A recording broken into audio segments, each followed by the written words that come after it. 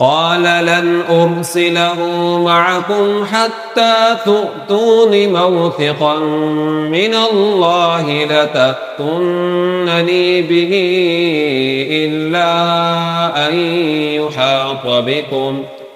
فلما آتوه موثقهم قال الله على ما نقول وكيل. وقال يا بني لا تدخلوا من باب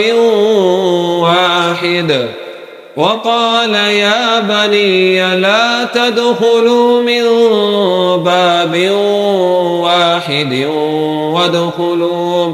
وادخلوا من أبواب متفرقة وما أغني عنكم من الله من شيء إن الحكم إلا لله عليه توكلت وعليه فليتوكل المتوكلون.